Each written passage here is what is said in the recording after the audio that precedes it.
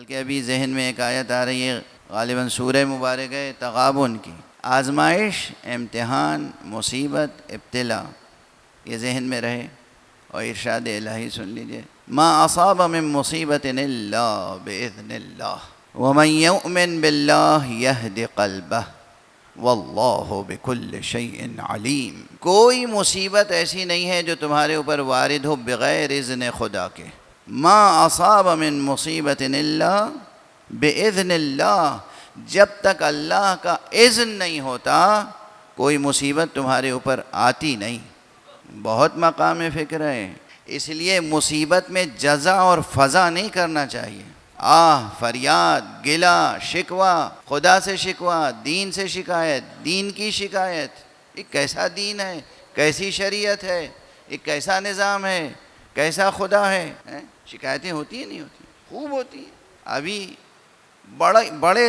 بڑی سے بڑی مصیبت ہو یا چھوٹی سے چھوٹی مصیبت، اگر انسان بے معرفت ہے تو وہ ان امور میں مبتلا ہو جاتا ہے۔ اللہ کی شکایت، دین سے شکوہ، دین سے گریز، انحراف، یعنی قرار دل بھی نہیں باقی رہتا، ثبات قدم بھی باقی نہیں رہتا۔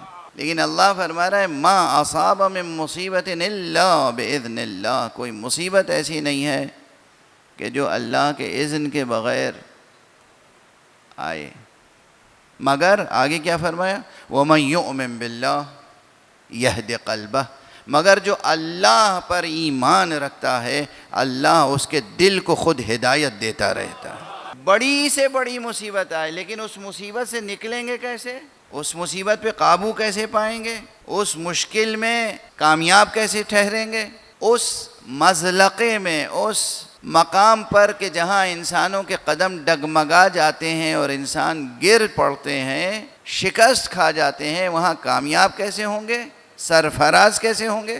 اللہ پر ایمان کے بغیر نہیں ہو سکتا۔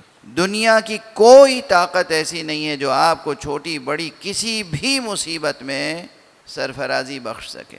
بہت سادہ مفہوم ہے، سادہ مطلب ہے، اور جن لفظوں میں عرض کر رہا ہوں جتنی سادگی سے اتنی ہی سادگی سے سمجھیں اور قبول فرما لیں۔ بڑی سے بڑی مشکل ہو یا چھوٹی سے چھوٹی مصیبت ہو، سوائے حق سبحانہ و تعالیٰ کی کوئی نہیں ہے جو آپ کو اس مشکل سے نکال سکے۔ اس لیے ادھر ادھر دیکھنا، کسی کا بھی سہارا لینا، یہ صاحب میری مدد کر دیں گے، وہ صاحب میری مدد کر دیں گے، یہ سیاسی شخصیت ہے میری مدد کر دے گی، وہ سماجی شخصیت ہے میری مدد کر دے گی، وہ صاحب اقتدار ہے میری مدد کر دیں گے، وہ صاحب اختیار ہے میری مدد کر دیں گے، وہ سرمایہ دار ہیں میری مدد کر دیں گے۔ نہ کوئی سرمایہ دار، نہ کوئی صاحب اختیار، نہ کوئی صاحب اقتدار، کوئی چارہ جوئی نہیں کر سکتا۔ اگر کوئی چارہ جوئی کرنے والی ذات ہے تو وہ بس ایک ہے، اور وہ اللہ سبحانہ و تعالی۔ وَمَن يُؤْمِن بِاللَّهِ يَهْدِ قَلْبَهُ، اور جو اللہ پر ایمان رکھتا ہے اس کو اللہ ہدایت دیتا ہے۔ واللہ بکل شیء علیم، اور اللہ تو ہر شے کا پورا علم رکھنے والا ہے۔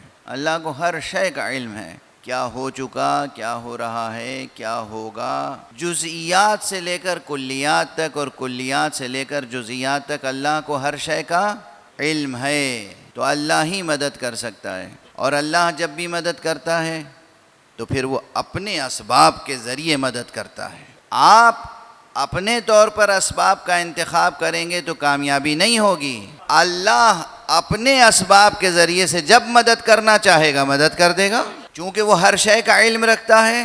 تو جب ہماری مدد کرے گا تو کس کے ذریعے سے کرے گا؟ اسی کے ذریعے سے کرے گا نا کہ جس کو اس نے خزینہ دار علم بنایا ہے۔ بار بار قرآن مجید میں یہ ہے کہ وہ ہر شے کا علم رکھنے والا ہے۔ اللہ سبحانہ و تعالی ہر شے کا علم رکھنے والا ہے، کلیات سے لے کر جزئیات تک۔ اب یہ جو میں کہتا ہوں بار بار اس طرح کی فقرے اور اس طرح کی عبارتیں، اس کے پیچھے اس میں مشکل یہ ہے کہ ایک طویل مطالعہ ہوتا ہے۔ ہمارے حکماء نے، ہمارے فلاسفہ نے، ہمارے متکلمین نے باب توحید میں عجیب و غریب بحثیں کی ہیں، لیکن کبھی کبھی ہمارے کہہ کے ہم غیروں کو بھی سمیٹ لیتے ہیں اپنے ساتھ۔